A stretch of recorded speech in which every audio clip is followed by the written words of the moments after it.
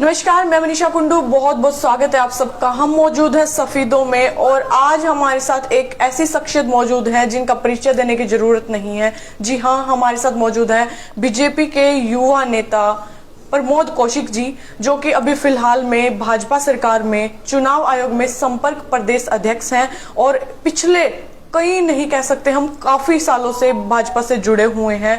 और अभी आने वाली 31 जो दिसंबर है, भाजपा का सम्मेलन जो है सफीदों में होने वाला है, तो राजनीतिक विषयों पर थोड़ी सी चर्चा करेंगे प्रमोद कौशिक जी के साथ। सर नमस्कार। जी नमस्कार सर। सबसे पहले तो आपका स्वागत है सफीदों में और हमारे ऑफिस में भी। और सर, हमारे चैनल और हमारे दर्शकों की तरफ से आपका ढेर सारा स्वागत है सर। जी, आपके चैनल का बहुत बहुत धन्यवाद। और अच्छा, मैं कई बार देखता रहता हूँ, पूरे अच्छा मतलब कवरेज आप लोगों की चलती रहती है, गांव-गांव की सफीदों की समस्याओं को लेकर, वो सारी देखा वाली बात। जी धन्यवाद सर। सर, कितने सालों से आप राजनीति में हैं और भाजपा सरकार से मतलब कि बीजेपी पार्टी से कितने सालों से जुड़े हुए हैं? मैं सक्रिय राजनीति के रूप में 30 नवंबर 2010 से भारतीय जनता पार्टी का सदस्य बना था और पार्टी में अनेकों दायित्वों पर जैसे जैसे पार्टी ने मेरी जिम्मेवारी लगाई, उन दायित्वों पे मैं रहा। अभी वर्तमान में इलेक्शन कमीशन कोऑर्डिनेशन का स्टेट का काम मेरे पास है जी। प्रदेश चुनाव आयोग संपर्क विभाग भाजपा में उसमें बोलते हैं, उसका काम मेरे पास है। उसका काम पूरे प्रदेश में चल रहा है। वोटों के शुद्धिकरण का अभियान है या आपका अनेकों जो आई हैं आज तक की,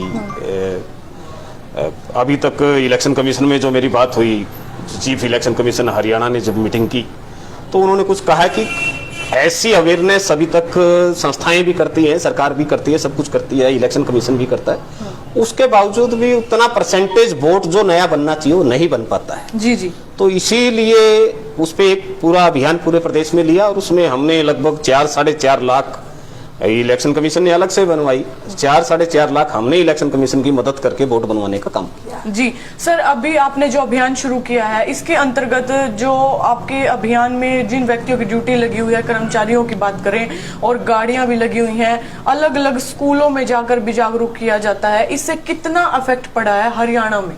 ये पहली सरकार है 2014 से पहले, और 70 साल का जो कार्यकाल कांग्रेस का या यूपीए का मैं कहूंगा, उस सरकार में केवल वादों के साथ राजनीति होती थी। ये पहली सरकार है जिसने एक एक घर पे दस्तक देने के लिए, आज जब हम पूरे देश के अंदर मोदी जी की गारंटी करके जो एक तीनों राज्यों के बाद एक ये चला पूरे देश के अंदर, तो हरियाणा में भी गांव-गांव के अंदर भी प्रशासनिक अमला जमला गांव-गांव जाके लोगों को ये पूछ रहा आपकी शिकायतें क्या है, आपकी समस्याएं क्या है, वो बताइए, और वो मौके पे निदान करने का काम यदि हुआ है तो ये नरेंद्र मोदी जी की और मनोहर लाल जी की सरकार में हरियाणा में पिछले 9 साल के अंदर हुआ है। जी, 2024 का इलेक्शन जो है सर वो बिल्कुल नजदीक है, 2024 जो है वो लगने वाला है, तो ऐसे में बीजेपी सरकार की पार्टी की तरफ से चुनाव को लेकर किस प्रकार की तैयारियां चल रही हैं? भारतीय जनता पार्टी का कार्यकर्ता 5 के 5 साल और 24 घंटे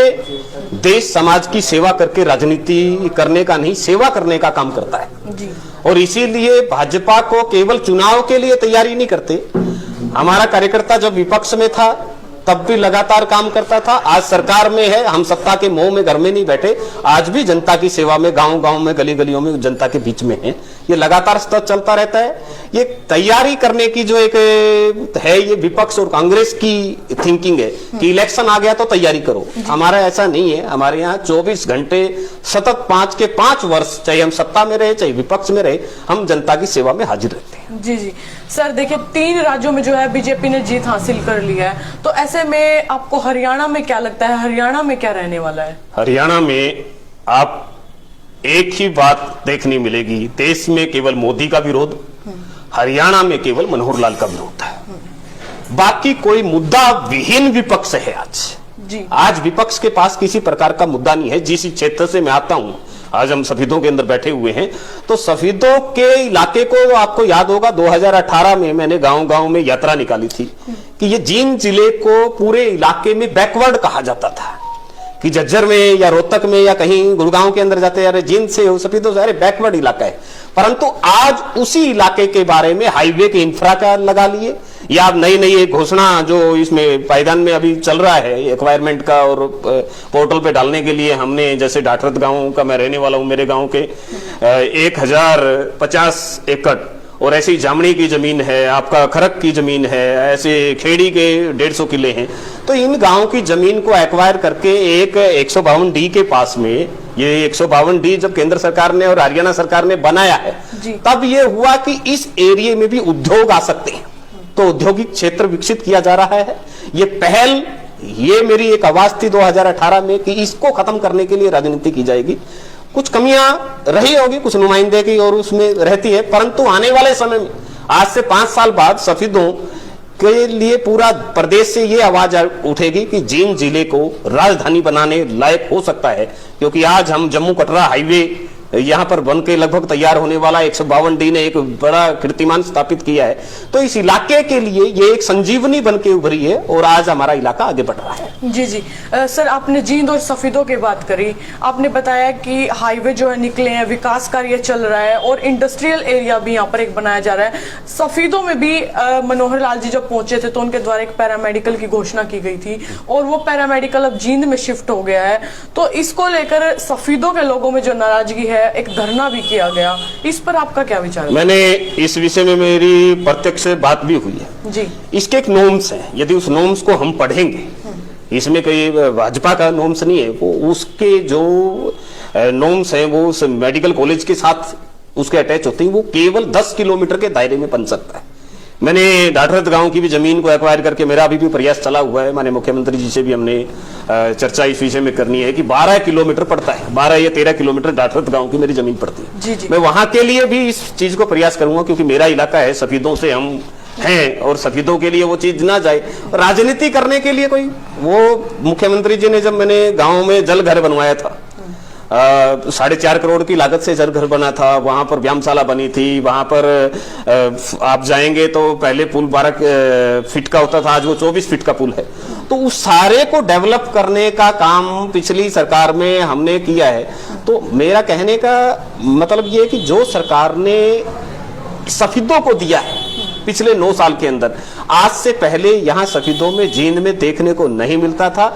आज विकास की किस प्रकार किया जाए इलाके में ये योजनाएं बनती हैं, राजनीति किस प्रकार की जाए ये योजनाएं नहीं बनती। जी जी सर, जो बड़े हाईवे वो तो निकाले जा रहे हैं, एक राज्य से दूसरे राज्य को जोड़ा जा रहा है। अब हम ये भी कह सकते हैं कन्याकुमारी से और जम्मू कश्मीर तक सारे के सारे एक हाईवे पर भी अटैच होते दिख रहे हैं। लेकिन जो अपने जींद यहाँ पर लोकल है, जैसे पानीपत से जो जींद का मेन जीटी रोड है, वो पिछले कई वर्षों से सब कहते हैं कि टेंडर लग चुका है, टेंडर लग चुका है, लेकिन अभी तक जो गड्ढे हैं वो भी भरने का काम वहां पर नहीं हुआ है। और लगातार हर वीक की बात करें, हर 10 दिन के अंदर, या फिर अब धुंध का सीजन आ गया तो वहां पर हर रोज एक्सीडेंट होते हैं। और इतने बड़े गड्ढे हैं कि वो कई इंच के गड्ढे हैं। कई बार क्या होता है, जो टेक्निकल फॉल्ट होते हैं किसी चीज के, मैं 2017-18 में जब प्रेस कॉन्फ्रेंस रेस्ट हाउस में की थी तो सब पत्रकार साथियों ने कहा था जी सीएम सिटी से सीएम साहब हैं करनाल से और रास्ता टूटा पड़ा है। तब मैंने उनको ये कहा था कि जैसे ही 5 साल पूरे होंगे और जैसे ही इसका टर्नओवर पूरा होगा, उसी समय ये बहुत जबरदस्त रोड बनने वाला है। आज आप करनाल से जींद वाला रास्ता देखेंगे तो वो एक अच्छे स्वरूप के अंदर खड़ा है। सेम यही सिचुएशन आपके पानीपत और जींद की है जी। तो इसका भी है, लगभग मेरा मानना ये है कि 2024 के अंदर जी ये इस स्थिति में आ जाएगा कि उसी तरह का रोड हम इस रोड पे भी देखने को उसमें स्थिति में होंगे कि ये 4 लेन होना है। और एक यही रहता है क्योंकि गोहाना वाले पे काम चला हुआ है, तो वो सारा कंप्लीट होने की स्थिति में है जींद तक का। अब ये वो कंप्लीट होने के बाद, तभी मैं कह रहा हूं ना कि जो एक कलंक था सफेदों और जींद के ऊपर की बैकवर्ड पने का, उसको समाप्त करने का हमारी मनोहर जी की और मोदी जी की गवर्नमेंट ने किया है, वो हम पूरा करके ही देंगे। हमने पित्ता काटने का भी और नींव रखने के भी दोनों काम, ये सौभाग्य हमारी सरकार के ही है कि हमने किए हैं। पहली सरकारों ने केवल घोषणाएं की हैं, हमने उसको अमली जामा पहना के और सड़क पे और जमीन पे काम लाने का काम किया। जी जी सर, जिस प्रकार आपने बात की कि जींद सफेदों जो है अब पिछड़ा हुआ नहीं रहेगा, पिछली योजना में जो एक कलंक लगा हुआ है कि सफेदों में 35 करोड़ का घोटाला हुआ है और वो 35 करोड़ कहीं भी लगे हुए सफेदों के अंदर नहीं दिखते हैं। सर, इस पर आपका क्या विचार है? 35 करोड़ का घोटाला यदि कोई बात है, मैं तो आपके माध्यम से और मीडिया के माध्यम से भी कहता हूं, यदि कोई एक्चुअल सिचुएशन है, ये ऐसी सरकार है चाहे कोई अधिकारी हो चाहे कुछ हो, कोई भी बख्शा नहीं जाता इसमें। केवल बयानबाजी में कुछ भी कह दे, तथ्य आधारित यदि कोई बात आएगी तो उस पर कार्रवाई होगी, और कार्रवाई होके उस पर सख्त से सख्त कार्रवाई होके, और उस जो यदि ये सच्चाई मिली तो उसको बख्शा नहीं जाएगा। परंतु मैंने तो इतना ध्यान में है कि जो जो इस मनोहर सरकार में विपक्ष का विधायक भी यदि किसी बात को उठाता है तो उसको माना जाता है और उसको किया जाता है। यहाँ पर राजनीति करने का अड्डा नहीं बचा है, इसीलिए आज विपक्ष दुखी है, विपक्ष के पास कुछ नहीं है। इसीलिए 2024 में तीसरी बार मनोहर लाल और मोदी जी देश में और प्रदेश में मनोहर लाल की दोबारा सरकार बनने जा रही है। जी सर, कल सफीदों के अंदर एक रैली हुई पुरानी अनाज मंडी के अंदर, और वहां पर दीपेंद्र हुड्डा सांसद और भूपेंद्र हुड्डा पूर्व मुख्यमंत्री पहुंचे। उनके द्वारा कहा गया कि मनोहर लाल जी ने, जो मुख्यमंत्री है हमारे प्रदेश के, कि उनके द्वारा हरियाणा को बेरोजगारी में नंबर 1 बना दिया गया है। ऐसे हुड्डा साहब की 10 साल के कार्यकाल में कितने रोजगार दिए, और मनोहर लाल जी की कार्यकाल में 10 साल में 9 साल में कितने रोजगार दिए। जनता के सामने आरटीआई लगा के कोई भी एक सजग व्यक्ति यदि इसको लेगा तो 3 गुना रोजगार मनोहर सरकार में 9 साल में दिए। जहां पर यदि 18 से 20 हजार का रोजगार, और वो भी कोर्टों के अंदर अटकी पड़ी थी भूपेंद्र सिंह हुड्डा की सारी भर्तियां कोर्टों के अंदर, चाहे जेबीटी की हो चाहे अन्य योजना, उनको पूरा, मेरे जब कई मेंबर रहे चुनाव इसमें इलेक्शन एसपीएससी में या एसएससी में, उन्होंने ये कहा कि जो 500-600 केस कोर्ट के अंदर लंबित थे हुड्डा साहब के रहते हुए, आज वो स्थिति कहीं जाके 100-200 पे आई है। और वो रोजगार देने का काम यदि मनोहर लाल जी ने किया, वो भूपेंद्र सिंह हुड्डा ने नहीं किया। भूपेंद्र सिंह हुड्डा ने के राज में ये होता था कि राशन कार्ड रोहतक का है तो रोजगार मिलता था।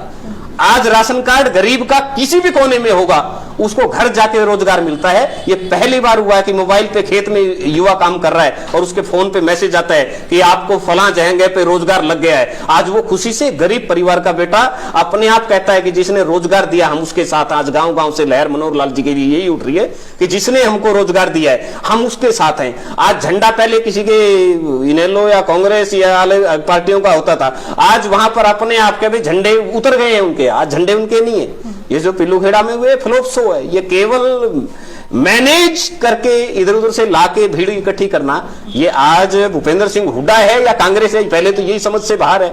कई यहाँ पर एसकेआर के नाम से जानते हैं, कई भूपेंद्र सिंह हुड्डा के कांग्रेस के नाम से जानते हैं। आज वो दिखावे के लिए केवल रह गया है, वन मैन शो है, वो कभी भी समाप्त होने वाला है। और मैं दावे से कहता हूं कि तीसरी बार सफीदों की जनता में भी हम 2 बार चुके हैं, अब की बार सफीदों भी कमल का फूल खिला के, और सफीदों से भाजपा का कोई भी कार्यकर्ता विधानसभा के अंदर जाएगा और आने वाले जो 24 का आगे का विकास होगा उसको आगे बढ़ाने का काम करेगा। सर, टिकट की बात कर लेते हैं, चुनाव नजदीक है। अगर बात करें एमएलए के लिए, काफी मैं एक डायलॉग मारूं, शायद आपको बुरा भी लगे, कि सफीदों में ऐसे हालात हो रखे हैं कि एक अनार 100 बीमार बीजेपी के टिकट के लिए। तो ऐसे में टिकट किसको मिलने वाली है, कोई अंदेशा है? भारतीय जनता पार्टी लोकतांत्रिक पार्टी है। यहाँ पर निर्णय एक कमेटी है, एक सिस्टम है, वो तय करता है। किसी व्यक्ति कोई मेरे को कहे कि मेरी फलां से अच्छी है, मेरी टिकट मिल जाएगी। भाजपा के अंदर तो यहाँ भी कई बार कहा जाता है कि कई बार बांटने वाले को ही टिकट नहीं होती है।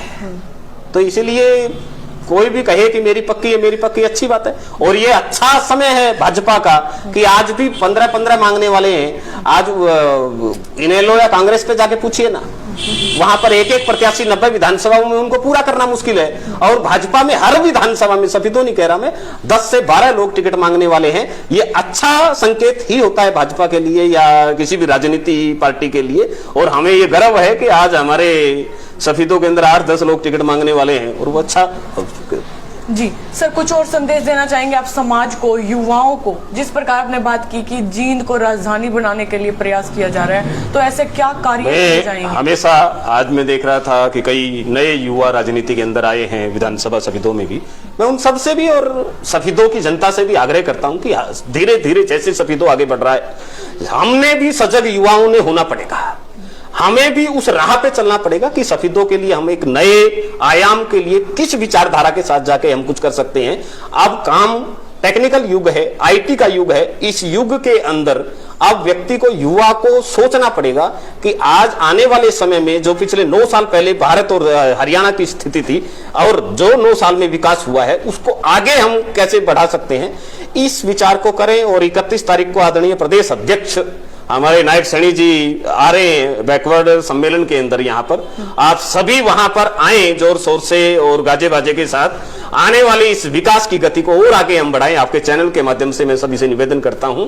और आने वाला नव वर्ष भी आ रहा है, उसकी पूर्व में आप सभी को बधाई देता हूं। जय हिंद।